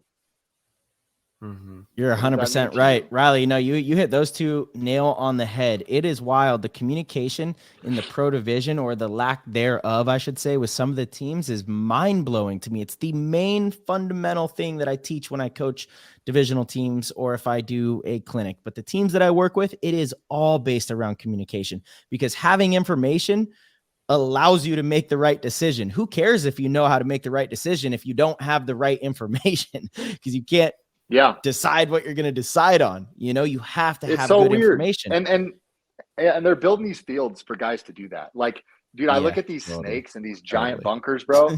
You'll have 2-3 guys. You'll have 2-3 guys shoot next to each other, and I haven't heard them talking to each other at all, bro. If I get my boy Tyler next to me and I have Zach Wong, the rattling off you're going to hear is just hyping each other up, bro. Like, we're just getting wild in there. Like, what do you need? Why haven't you shot anybody? Oh, I'm shooting this dude. Cool. Get it done. Get to the next snake. That's 100%. The kind of communication. Why that's not happening, I don't know, man. Like, and I think it reminds me of the Russians. They don't communicate a lot, and people think they're the Russians. I don't know. But that's why we're Americans and we play at a whole nother level, is because that communication with our brothers is one of the reasons I play paintball. Like, even in 10-man, we have that communication with the All-Americans. Like, Spesh is constantly like, Riley, what do you need? And I'm like, bro, do you know how good that feels to hear that? You know what I need? Like, Bryce is like, me and Bryce pump each other up. We're always next to each other, and we're having that communication. And he told me this last tournament, Riley, I love playing with you because you always push me, and the talks we have on the field are so important to me. And it's weird to hear guys say that, and it's like, you should have that with everyone you play with. You want to play at a professional level, you got to have that, man. That's the key to being a better team and a better teammate, right? We can all snap shoot. We're all athletic. We're putting the time in. But the communication, man, I mean, just watch Dynasty. Your guys' communication is amazing, dude.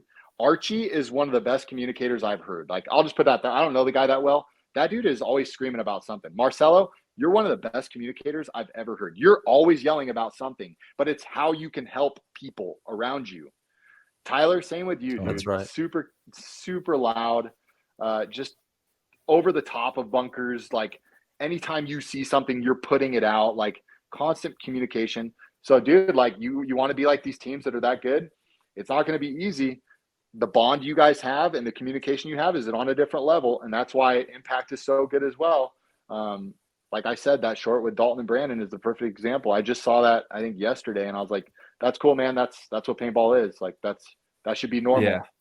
You know, I love what you said shooting about video should be able to see that. absolutely. I love what you said about it, how it gets you hyped up when you communicate too, because it gets me hyped up when I get that reverberation back from my teammate, you know, whoever it is, saying, yeah, this is what I got. What do you got? And asking each other good questions and getting good intel. Because like Marcella said, how else are you going to navigate out there? How do you know what the count is? Do you know how many players are out there? Do you know where they're at? Do you know, do you know anything? What are we going to do? That's why we have to ask these good questions and get hyped up about it. Like, be excited to ask those questions and to find that stuff out, because it really is the cornerstone of any team becoming successful. There's no other way. One of the best feelings, dude. I used to play with Lucian. Was it Lucian? What was his last name? Lucian Blackburn. Yeah. Blackburn. Okay, Blackburn. Yeah. Dude, remember in Modesto? Me, you, and yes, Lucian, dude. and that guy rode by on a bike and said something to you? Yeah. Tyler said, you don't do that in Modesto, you're going to get us all killed. But yeah, it was crazy. The thing is, so when we would play a snake together, me, Tyler, Lucian, and a few other guys, we would talk to each other to the point where we would have codes where we would say something to each other, and that's because we were trying to bait the guy in front of us, right? I'd say, hey, come out now on him. And if I said come out now, that means I'm coming out and I'm going to put one on his face. Like, and that communication, when we would shoot that guy, you got hyped, bro. Like, yo, I just shot your snake eye out in front of you. You better go get loose. That's why, I mean, that's paintball, man. Like I said, these guys shooting video shouldn't have a hard time getting cool vocals from these pro teams. You guys should be putting out some pretty cool stuff with each other that gets people hyped to watch and see the camaraderie and go, wow, this is fun to watch, because these dudes' communication is on point. You want to know why they're good at professional paintball and good at paintball? Because their communication is like no other. They don't have headphones in. There's no earpiece. They have been around each other so long that they're just playing at another level. Yeah. I don't know. And that's think one thing, man.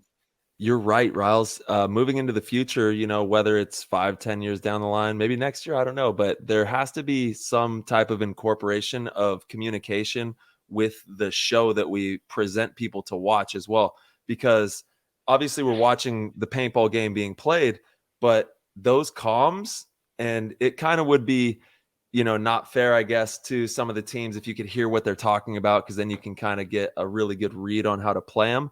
But if there's a way to do it in post-production, even like maybe after the tournament's done, we got Piper in the building? Sorry, guys. Yeah, Piper's going.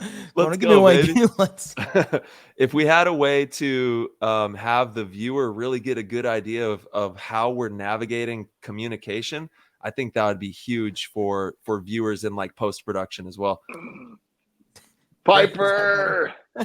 Yeah, Piper. Yeah. She's over there barking. She said, "What's up, P?" Feed she me. said, "Let me on the show." I fed her. And Let me talk hungry. to Sully. Yeah. Dude. Yeah. Speaking of, man, like me and my wife started raising and breeding Maine coons. It's called Koinonia coons out of Idaho, and they're cats that are sometimes twice as big as that dog you're holding. So pretty rad, dude. Yeah. So we started doing that. Dude, I live on a farm right now with my kids. We got 5 horses. 2 of them are mini ponies. Shout out to Rob Deerdick, who had a mini pony and like started that whole thing. If you ever get to watch his show, dude, with Rob and Big, bro, that is like one of the greatest episodes. And then we got goats, lambs, chickens. Shout out to the goats. A farm over here, man. Yeah. Goats. Dang. So you have a whole family farm that you're running as well. And are the kids helping out with taking care of the animals? Oh, dude, they love it, man. Like, they're running the show. We're trying to teach them. So my youngest sell rabbits. They're like lion head rabbits. They look like lions, but they're rabbits. Weirdest thing. And then my son, he's like into selling chickens, but it's been amazing. Like just teaching them like, hey, this is what it's going to look like. And honestly, man, like in America, with kind of the direction we're going, it's a good thing to know how to have those animals, raise them, and be prepared in case something were to happen. Straight up. Yeah. Weird times, right? Weird times. Mm-hmm. But yeah, so that's why we're in northern Idaho, man. We just love it up here. We got 5 acres and live on the land, and it's just amazing, dude. Living the dream for sure. Well, I might have to build a Harmon house out there at some point. So keep a little bit of plot of land for the Harmons too. Yo, bro, you better get out here because Northern Idaho is getting pretty popular, dude, especially for that Ooh, reason.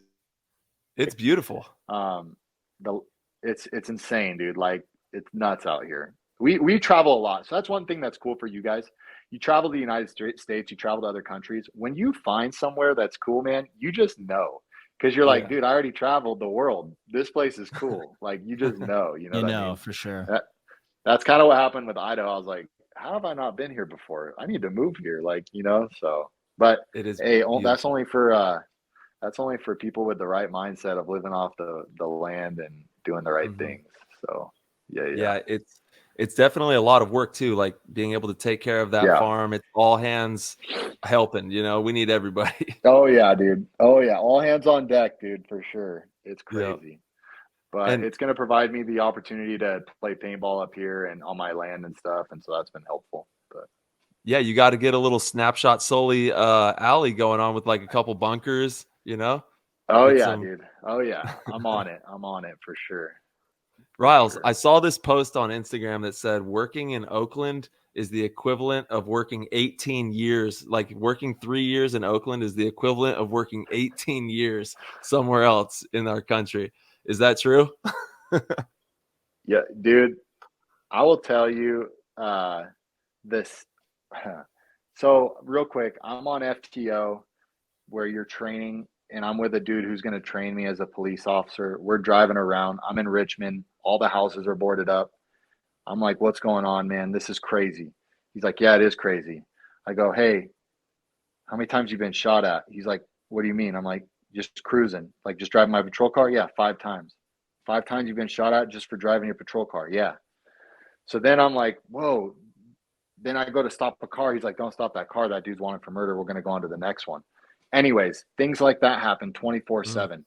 Your senses, bro, they go to another level. Like, I Hmm. already thought because of paintball, my senses were heightened.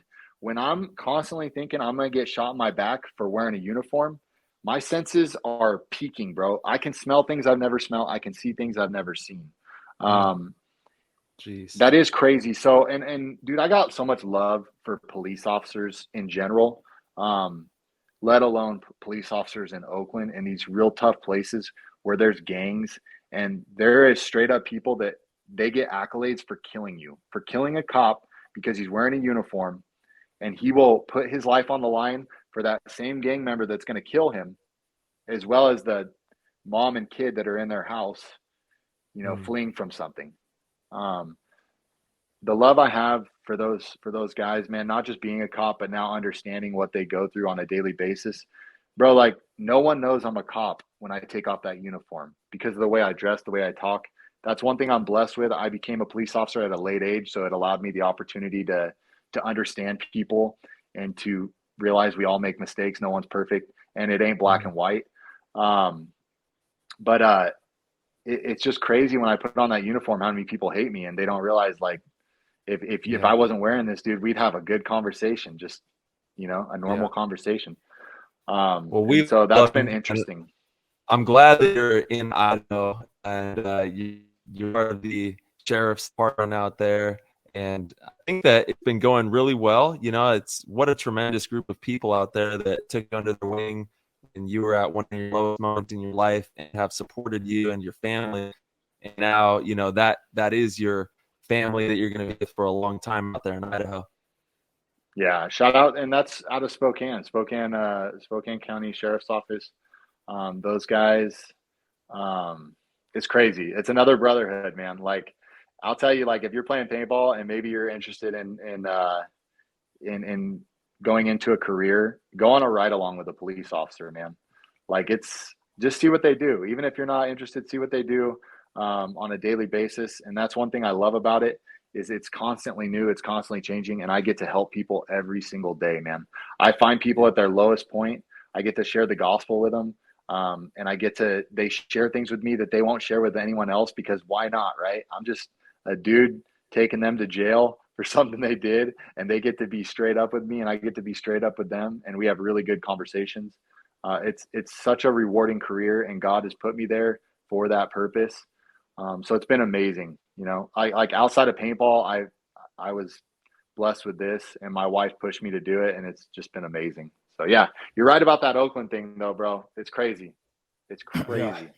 I think me and Marky have been just duking it out because LA is playing the Warriors right now. So we've been like bantering back and forth with each other. It's not looking good for my boys right now, Dude, unfortunately. the Warriors, man, don't get me started, because you know I'm a huge Laker fan, Ty. Yeah. You know that. But I mean, I was a huge Laker fan because I was a huge Kobe fan, which meant that I always really did not like LeBron James.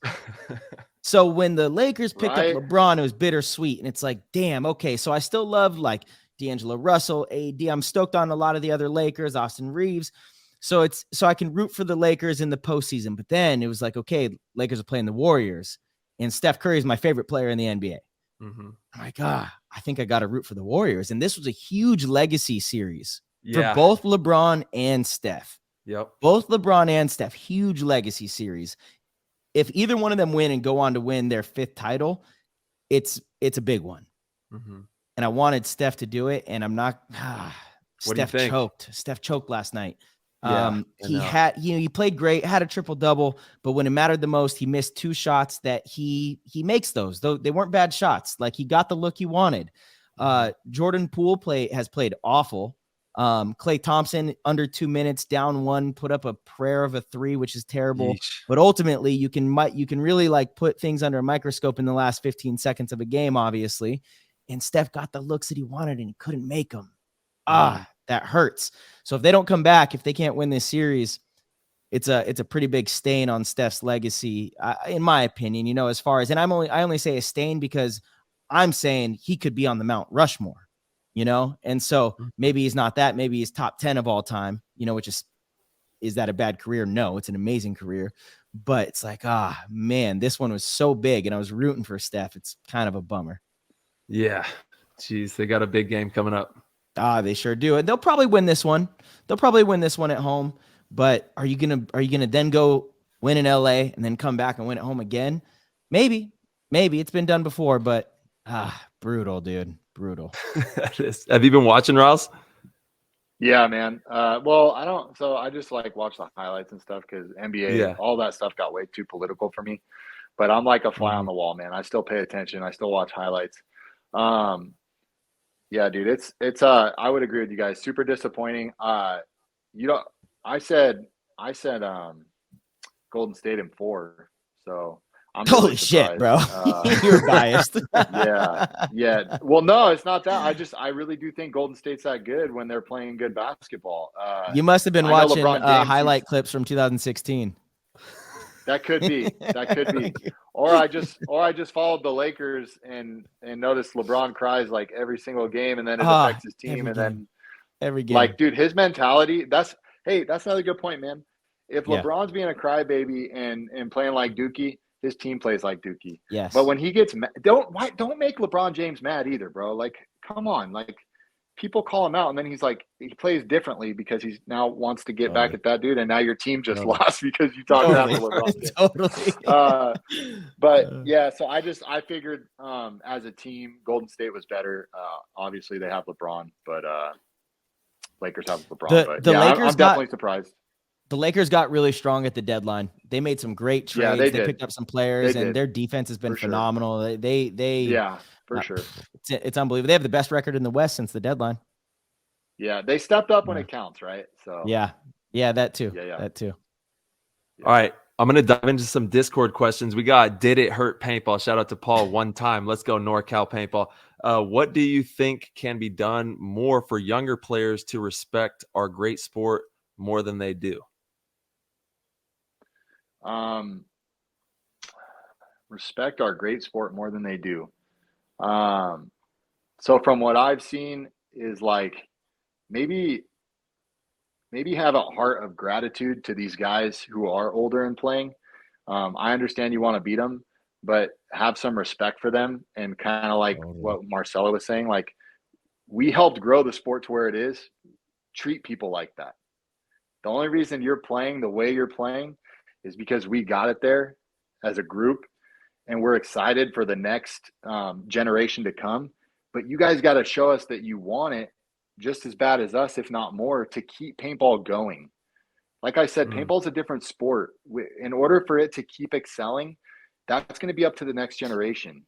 And from what I've seen, man, and like the dudes I'm talking to, the grit's just not there.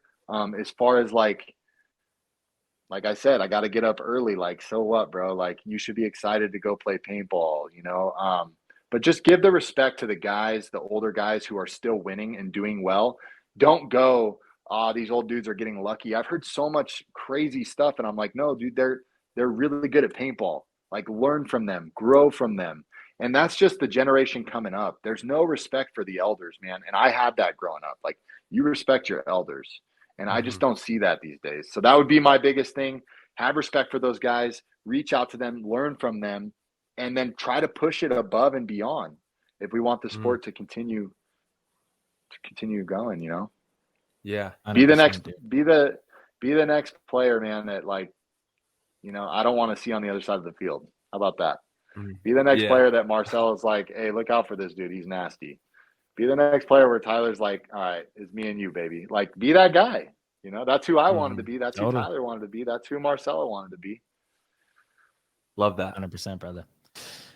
Papa Sosh, Riley, how many times did you shoot Lil Tyler into the dirt in Bobby's backyard field? And now looking back, do you feel bad about it?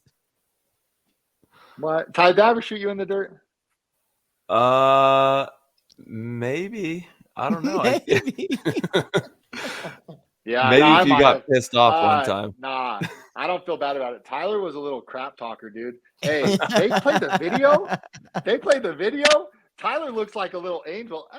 No, Tyler, like, behind scenes would be yelling at you, like, talking so much trash, bro. He'd be like, you suck at paintball, Sully.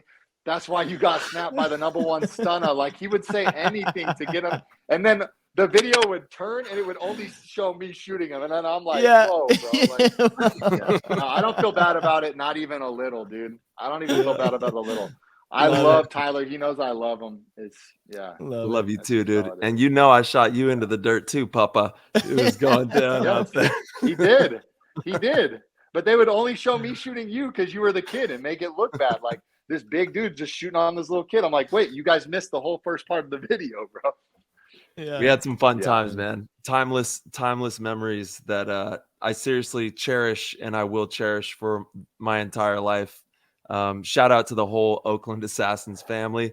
And, you know, the paintball family in general. We're just so lucky to be a part of this fabric of sport. You know, there's, like you said, there's nothing like paintball. There's nothing like the paintball family. So just grateful to be a part of it with dudes like you guys. All right, let's see here. We got E. Lambs. He said, no question for Riley, but just wanted to say congrats on defying the odds and getting back out there to play paintball. It's truly inspirational, man. And thank you so much, man. Yeah, it's truly outstanding what you've done, Rouse. 100%. Like I said, all glory to God, man. Yeah. Without him, I'm not even here, dude. Straight up, man. Well, you got a big heart. You're passionate. Thank you. Yeah. Hey, real quick, Tyler, do you remember when we used to put Thomas Taylor into the dirt, though? Yo, like, I love Thomas Taylor. He's my brother. But straight up, when we would play them, he would go underneath the X. I don't know if anybody remembers the X. This dude would go under it and shoot like 3 of us. And so Zach Long would be like, if that dude comes under the X again, he never does it again. And he would never do it again after, that was it, the one time, bro. I love Thomas Taylor. That poor guy. Everybody hates him, and everybody puts him in the dirt. And it's because he's so stinking good, bro. And they know, like, don't let that dude do that. Yeah, I love He's still a beast. Hey, that dude, he's still a beast. He has like 10 kids like me, and he's still playing paintball. I have talks with him all the time. I'm like, bro, what are you doing? And he's like, I'm still playing paintball, bro. Like, I love him, dude. I love 100%. him. He's the man. Let's go, Thomas. Yeah. The Dorfster 420 wants to know, Riley, since you've played on so many winning teams, I would love to hear what you feel has to be some of the most common factors amongst those teams, specifically the ones that contribute to each team's success. Dorfster, my man, Russ, you got to compile these questions a little better. So that's a great question, but you're English is off, my man. Shout out to the Dorster 420. Yeah. Yo, it's Yeah, that 420. is Give him a tough. break. It's 420. Yeah, right. My man, Russ. Makes sense, bro. It's a deep question, bro. Yeah. Basically, what's the most common yeah, trait man. to the success of the winning franchises you've been on? You know what, man? It's the brotherhood, it's the communication, it's playing for your coach, being coached well, and pushing each other to be better. And I would say the biggest thing for me, and I'm really glad he asked this actually, when I step on that field with 4 other guys or 9 other guys, I look at them, I look into their eyes, and I look for them to believe that we're going to go win. And I know both of you have experienced this. You can step on a field with 4 guys or 9 guys, and there's a few guys that don't believe we're going to go out and win. Or they ask silly questions like, who's on my side? Or just things that show doubt. Totally. Go onto that field, work hard enough that when you go out there, the expectation is to beat the other team. And when I go out on the field with 4 other guys and our expectation is just of that, man, our odds go up way high on winning. Powerful. You know what I mean? Like, yes, I think that's huge. And I really, those are the times when I knew I was on a good paintball team, on a winning paintball team, when I went out there with that group of guys and we expected to win. There was no doubt. Totally. Yes. Yeah. Man, you nailed that. That's spot on, dude. Yeah, you can see it in the demeanor, in the way that they're speaking, in their eyes, just in the simplicity of it all. You're like, all right, it's on. Yes. Going the And what a good distance. feeling. What a good feeling when you go out with that group of guys. And then what a bad feeling when you don't. Yeah. Yep. Yeah. Straight up. Yeah. All right, we got Clint Riddle. Riley, you've played for some of the most influential teams in the game. Which team do you think had the biggest impact on player style or fashion? Player style and fashion, dude. Definitely Oakland. And probably not in the best way. Like, we were wearing baggy pants. Like, we kind of looked weird, but we looked cool at the same time. Like, Josh Davey was our fashion dude, and that dude can make anything look good. If you look at Josh Davey playing paintball in Oakland gear, he just looks so flashy. And, like, we brought this gray, black, white pirate to paintball, and that was cool, man. And I see some teams doing that, like I think it's New York Extreme. They always look kind of flashy to me, dude. You guys always look kind of flashy. Dynasty is always that blue, so it's like this. But for me, I would say, probably Oakland, dude. Like, it was at that point in time, we brought a different fashion to paintball. Like, everyone else is kind of more like I would say, like, in the sport of it, where we were the pirates. So yeah, dude, it was grimy. It was cool. And we were known for that, man. Like, if you had teams around back then who were watching Oakland, we were kind of known for our style, which was cool. Bob was making some really cool guns. And we would try to have our guns match our gear. So yeah, for sure. I still have one of them what right I here. See, though? Oh, for the YouTube. This is hybrid love on there. Damn. Yeah, this is an old legacy. It even has my name engraved on there, and it has serial killers legacy. This is like one of the old marks that I held on to. Hey, I told Tyler, one of my dreams that I always wanted, and maybe it'll happen one day, is I wanted to see a group of guys come out who are physically fit and look like straight ninjas. That's what I wanted to see, dude. Like, yes. I'm not a huge fan of the baggy look, and I know we've kind of got away from that in paintball, and I love it, but totally. I think we can do better. I think we can do better. I agree, for sure. And I'm excited for that. I'm excited for that. We talk about that all the time, how the appearance. Like NFL, NBA kind of style with where you still have the pads on the arms and the knees, but it's more athletic looking, like a NFL, NBA kind of mix with its paintball spin on it. I hope someday it goes that way. Yeah, it's hard to see us, going to the Olympics looking like clowns. We gotta look professional. We gotta be fit. We gotta look like athletes. And I think if we were to get that, where like everyone's kind of wearing the same type gear that's tight fitting and professional looking, I mean, it would be very helpful for our sport.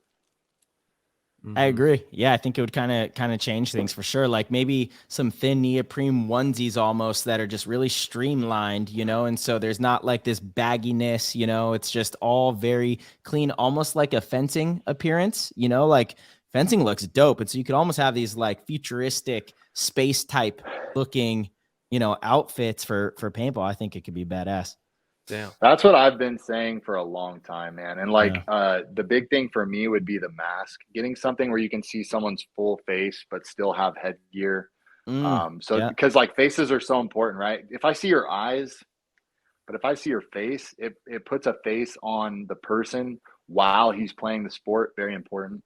I don't know if we'll ever get there, but something to think about. Yeah, for sure. But not necessary, right? There's other sports where you don't, motocross, you know, all that kind of stuff, race. Football. So it's not necessary, you know, but I do agree. Like it definitely adds to the allure.